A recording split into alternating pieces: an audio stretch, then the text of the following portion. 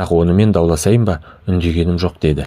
Сөйтіп дәл 4 күн ертегінің қызығындай қызық көріп, 5-ші күн түнде жүктерінің бәрін дәл өздеріндей қылып тиеп, бір сабақ жібін алмастан бұрынғы аттарына өздерін сол байлаулы қолымен, таңулы көзімен мінгізіп, бәріміз бұрынғымызша аттанып, жолына алып барып, беттерін өз елдеріне қарай түзеп қойдық.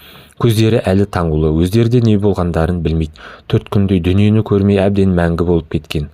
Оның үстіне қайда апарарымызды, жүгін қайтетінімізді ешбіріміз айтқан жоқпыз. Жобалайдың батырларынан бұрын сондай жерде адамның ойына келмейтін қулықтарын табатын айла кестігі бөлек еді. Әлгінің бәрін істеп жүрген соның өзі. Тұтқындарды түгелімен жолдың үстіне қойып, ішінен көзі таңулы бір ақ кісіні жобалай жетектеп алып, бізге жүріңдер деді. Бәріміз жүрдік. Бір дөң басып келген соң бізді тегіс екінші дөңнің астына жіберіп, жалғыз өзі қалып, әлгі тұтқынның қолын босатып көзін ашты да, ана жолдастарыңа бар, бәрінің де қолын шешіп көзін аш. Содан соң жолдарыңмен Құдай деп жүре беріңдер. Бір сабақ жіптеріңді алғамыз жоқ. Менің атым Жобалай. Мырзатайдың ауылы биыл ар жағындағы керейге бара жатқан менің інімді ұстап алып, өлімші қылған екен. Бұл істегенім соның кегі. Мырзатай ауылы менің де іргелі ел екенімді білсін депті де қоя беріпті. Сонымен Найман өз бетімен тартып жүре берді. Біз де өз бетімізге кете бердік. Сол енді о заманда болмаған ел шапсатын үлкен ісі болса да, әлгінің артынан тырс еткен сөз шықпай өшіп қалды. Өшірген қалыңдық болса керек. Бағанағы жолдасы барып көздерін ашқан соң, қалыңдық қасындағы жолдас қыздарын шақырып алып, не көріп не білдіңдер, айт депті. Оларға Жобалай айтпа десе де, біздің жігіттердің кейбірі айтып қойған екен. Қалыңдықты біздің батырымыз алып жатыр деп. Қалыңдық өз жолдастарынан бұны естіген соң, оларға өле-өлгенше бұл сөзді ешқайсың сыртыңа шығарма деп мақтап тапсырып уәде қылыпты. Сонан соң еркектерге, шешелеріне, төртеуміз бір жаттық, ештеңе көргеміз жоқ депті. Сонымен қыздар көрген білгенін жасырған соң, Найман дүниесі бүлініп шашылған аман болған соң, неменеге өштесесің? Олар да бұл турадан сөз қылуды тоқтатып, өздері өшіруге себепші болды деп, Сүлеймен ақсақал әңгімесін бітірді. Бұл уақытта таң ағарып атып қапты. Біз тау ішінен өтіп, жазыққа шығып едік. Әңгіме біткен соң, бұрынғы аяңды қойып, желіп жүріп кеттік. 1923 жыл. Үйлену. Шілденің ыстық күні, жаңқай түс мезгілі. Аспан ашық, таза. Төбеге келген қызулы күн жерді ысытып, өзгеше жарқырап шақырайып тұр. Күшті жарғы қараған көзді ұялтып, еріксіз жұмғызғандай. Күн қызуы жайылған ауа адамды тұншықтырғандай күйіп, шаңытып тұр. Тынысты ауырлатып, бойды мең-зең қылып әлсіреткендей. Бір қалыптан айнымай шыжып тұрған ыстық ауада анда-санда болымсыз ыстық леп білінсе, адам қомағайланып, сол тыныштығы салқынға қарай бойын созып, бетін төсеп, еріксіз ұмтылғандай болады. Бұл уақытта аз ғана тыныштық табылса, жалғыз ғана үй ішінен табылғандай. Әсіресе салқыны көп үлкен ақ үйлер. Есігі түрулі, түңлігін еңкейтіп, терісінен ашқан үлкен үйлерге кіргенде ғана дене аз тыныштық алғандай болады. Жайлауға жаңа жеткен ел Жіңішке өзенінің бойына шалғынды жерді қуалап жағалай қонған. Көз ұшында сары даланың шетінен жотасы көрініп, иректеліп, созылып жатқан көктау көрінеді. Одан бергі жер жалпақ ақ көдемен сары селеу. Өзеннің солтүстік жағы ұзын сары адыр. Қай жерде таудың аралары үзіліп кезең болып, кей жерде біріне бірі қабатталып, миқы адыр бұйрат болады. Өзен осы адырды кенерлеп, таумен бірге айырылып ағады. Сары дала, сары адырдың арасындағы Жіңішке өзен, екі жағасындағы көкжиектенген шалғынмен жағалай қонған ақ ауыл жыбырлаған неше түлік малымен, әр жерден бұраңдап аспанға шығып жатқан көкшіл түтінімен бір қалыпты дүниенің ажарын ашып сырт көзге көркейіп тұрғандай. Өзен бойындағы ауылдардың күнбатыс жағындағысы Байбосын қажының ауылы. Бұл ауыл өзгелерден артығырақ күй іздегендей, өзеннің суы жалпақ, шалғыны сол жеріне қонған, және бір жағынан ешкімді қондырмаған сияқты, өрісті сол қылып, беті ашықта оқшау отыр. Ауыл 11-12 үй, бұлардың төртеуі үлкен ақ үйлер. Бірі байдың өз үйі, екеуі балаларынікі, төртіншісі жаңа киізден істелген сыртын манатпен оюлаған 5 қанат ақ отау, ұзатылатын қыздың үйі. Ауылдағы қалған үйлердің көбі кішкене, 3-4 қанат жыртықтау қара үйлер, малшы қосшының үйлері. Ауылдан 200 қадамдай жерге қағылған көгалдағы үлкен желіде амалсыздан жатқан байлаулы құлындардан басқа ірі жылқы жоқ. Бәрі де өзенге түсіп 2-3 жерге топтанып үйездеп тұр. Әншейінде шыдамды жылқы дәл бұл уақытта ыстықты шынауырлап меңзең болып тұрғандай. Бұлардың ыстықтан мазасы бір кетсе, ызыңдап ұшқан тынымы жоқ көкбас сона бүгеліктен тағы тыныштығына кетіп суды аяқтарымен шылпылдатып, құйрығымен екі жағын сабаланып тыным ала алмай тұр. Ыстық суыққа бірдей шыдамы жоқ сиырлар даладан оқсыра қуып келсе, ауылда да тыныштық таба алмай ала сүріп жүр. Анда-санда тыныштық алайын десе де, сәйгелдің бір қалыпты ызыңы естілгенде, көзі аларып, құйрығын шаншып, жан-жаққа бытырай жөнеліп, құтырғандай жосиды. Екі бүйірінің демін алып ентігіп, танау қағып жүрсе де, күн ыстығы қайтқанша тыныштық алу жоқ сияқты. Байбосын ауылы кешеден бері қарай күндегісінен көңілдірек. Кеше екпінді кезінде келген екі кісі күйеулер ауылдың қызығын молайтып, қыз келіншек, бала шаға бозбалалардың желігін көбейткендей. Бір жағынан күйеулерге амандасуға келіп жатқан жақын ауылдың қыдырмашылары да ауылдағы қара құраны молайтып, ертеңді кеш топырды көбейтіп жүр. Байдың келіндері, жақын ауылдың қыз келіншектері түгелімен таза киім киіп, күйеулер отырған ақ отауға ерсілі-қарсылы кіріп шығып даурығып, қалжың айтып, дамылсыз күліп, бірін-бірі жұлқылап ойнап желігіп өтседі. Күйеулермен қыдырып келген жұртта таңертең қозғалмай отырып, әлденеше тегене қымызды ішіп алып қызығысқан.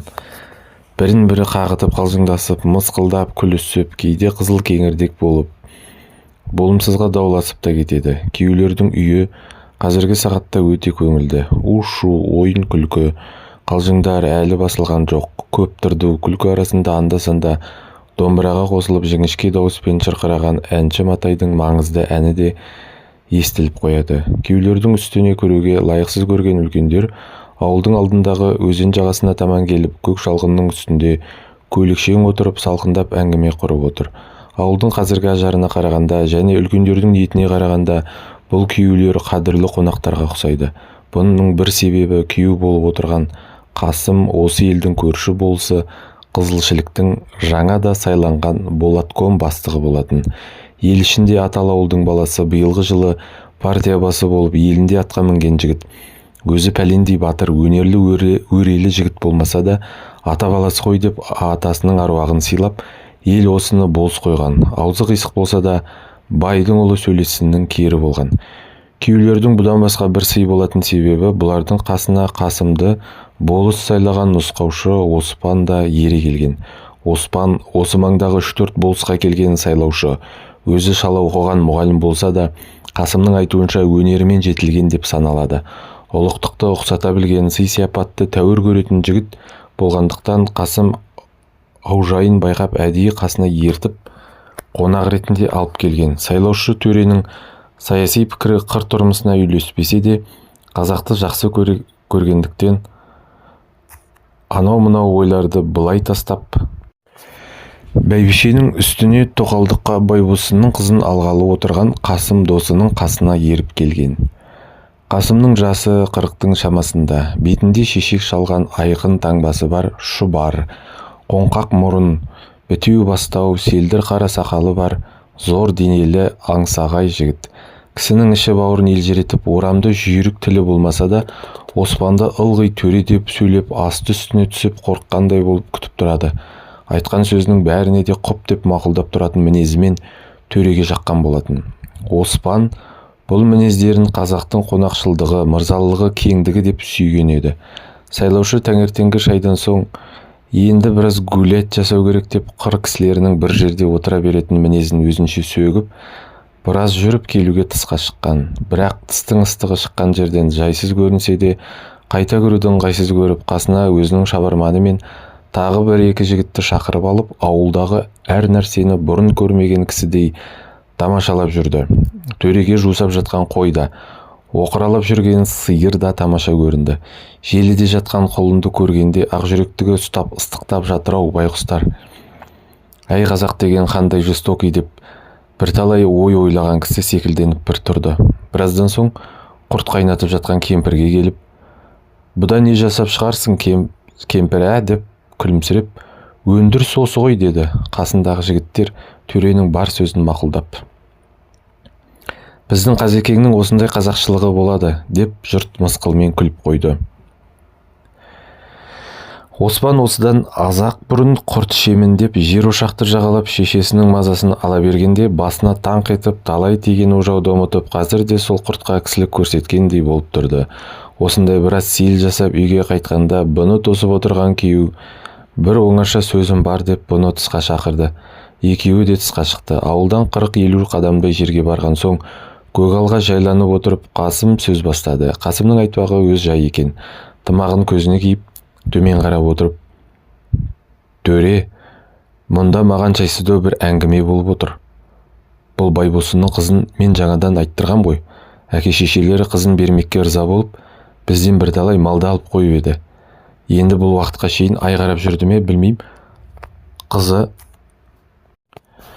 қатын үстіне қатын тимеймін, ырза емеспін, бостандықтың заманы, өзімнің көңілім сүйген кісіге тиемін, оның жасы да үлкен деп айтады дейді. Әлі бұл сөз әкелігінің құлағына тимеген, әкелерінің құлағына тимеген болса керек. Жаңа жеңгесі келіп осыны айтып кетті. Сайлаушыға айтамын, басыма бостандық аламын, сотқа барамын деп айтады дейді. Сонымен кеше де бүгін де біздің қасымызға шақырсам да келмей отыр. Бармаймын деп айтады дейді. Ата-анасы батасын айтып, қызын беруге ырза болған. Құйрық бауыр жесіп құда болғанбыз. Оның үстіне мінекей, сізге сый көрсетемін деп әдейі өзіңізді ертіп келіп отырым. Осыны қалай дейсіз? Қашқанның да қуғанның да тірегісіз ғой. Арыз беремін деп отырған сіз екенсіз. Лайық көрсеңіз өзіңіз соны сөйлесіп, ақмақтың қылма десеңіз қайтеді, сіздің сөзіңізге тоқтайды ғой. Оспан аз ойланысы отырып, шімірікпестен, жарайды, мен сөйлесейін. Мұнысы қисынсыз екен. Қанша бостандық дегенмен қазақтың қазақшылығына лайықсыз жұмыстың орны жоқ қой деді. Қасым көңілденіп күліп, төре-ау, тіпті енді декретіңе күйеуге келіп отырған қызда бұзылсын деген бе? Мұнысын қойғызыңыз деді. Жігіттер осы ретте сөздерді тағы біраз сөйлескен соң түрегеліп үйге қарай жүрді. Оспан сол бетімен барып қызбен сөйлеспекші болды. Қалыңдық бұлар отырған үйге келмегендіктен пішінін Оспан әлі көрмеген болатын. Төре күйеулердің үйінен өтіп, қыз отырған кіші отаудың жанына тақалғанда, қалтасынан тарағын алып тыста тұрып, шашын тарап, қоразданып қақырынып үйге кірді. Үй оңаша екен. Оң жақтағы биік төсектің алдына машинамен істігіп Қасымның қалындағы Жәмила жалғыз отыр. Басында оқалаған қара тақиясы жаңа тараған қара шашына, бетінің ақ түсіне жарасып тұр. Бетінің ұшындағы жұқалаң қызылы, аз ғана күлімсіреп тұрған мөлдір қара көзі, кішілеу қырлы мұрны бір көрген жерде-ақ Жәмиланың сұлулығын білдіріп тұр еді. Орта бойлы, толықтау келген денесіне киген ақ көйлегі, жасыл пүліс кәмзелі де ешбір мінсіз болып жарасқан. Оспан қыздың сұлулығына таң қалғандай болып, көрген жерден көңілі құрметтегісі келгендей болды. Бұл төрге шығып отырып амандасқанда, Жәмила аз бұрылып көзінің құйрығымен қарап, ешбір қымсынбаған пішінмен шүкір деп ақырын ғана жауап қайырды. Оспан қалжыңдаған болып, әртүрлі сөздің басын айтып аз отырған соң, келген сөзіне көшті. Қыз мойнын бұрып таңданған пішінмен жас жігітке қарап отыр. Оспан сөзінің басын ұғымсыз қылып қайта-қайта бөгеліп сөйлеп аяғында: Ата-анаңыз атастырып қойған екен, я оның үстіне күйеуіңіз бір елдің болысы, ұлығы, ендігі тимеймін дегеніңіз лайық бола ма? Я, мен бұл сөзді тастауыңызды сұраймын, деп қызға қарап себепсізден күлімсірей келіп, ақырында мырс етті. Жәмиланың өңінде жігіттің сөз әсер бермегендігі білініп тұр. Ол Оспанның сөзін естіп болған соң, ақырын езу тартып күліп жігіттің бетіне тура қарап отырып: Осы өзіңіздің ойыңыздағы сөзіңіз бе? Жоқ, Қасымға еріп келген соң жолдастығын ақтайын деп айтып отырсыз ба деді. Оспан басында не айтарын білмей қысылыңқырап қалып, артынан әлденең рақымы түскен пішінмен күліп: Әйтеуір айттым ғой, әуелі менің сөзіме жауап беріңізші деді. Қыз: Өзгенің жөні бір басқа. Жалғыз-ақ сіздің жеңгетай болғаныңыз қиынсыз емес пе? Әйелге бостандық әперетін сіздер десек, өзіңіз бұны айтқаныңыз дұрыс па деп кінәлаған кісінің пішінімен Оспанға тағы қарады. Оспан: Сіз мені жеңгетай деп обижать етесіз, мен оныңызға ренжимін деді. Олай болса жөніңізге көшіңіз. Өзіңіздің жастығыңызға орның